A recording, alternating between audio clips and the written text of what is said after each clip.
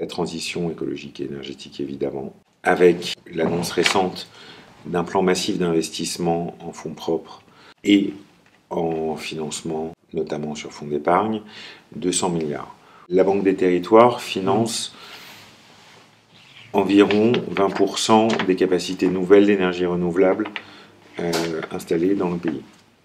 Deuxième priorité, les souverainetés au sens très large, et là aussi évidemment avec un enjeu énergétique majeur.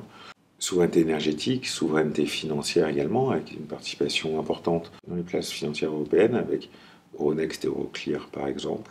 Souveraineté alimentaire aussi. Cette souveraineté, on la conçoit évidemment pas comme un repli national, on la conçoit comme un renforcement de la souveraineté européenne et des coopérations européennes dans leur ensemble. C'est notamment le cas pour les sujets d'industrie.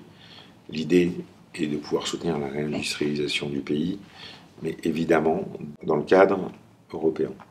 Dernière priorité, mais qui en réalité sous-tend les deux autres, c'est l'ADN de la Caisse, c'est la cohésion sociale et territoriale. Avec l'action en général de la Banque des Territoires, dont on a parlé, avec des investissements locaux qui ont été multipliés par 3 ces dernières années pour atteindre environ 2 milliards d'euros par an, et avec le soutien à des programmes impulsés par l'État de revitalisation des territoires. Et là où nous trouvons des exemples très concrets de l'action de la Caisse sur la vie des Français, des programmes tels qu'Action Cœur de Ville ou Petite Ville de demain.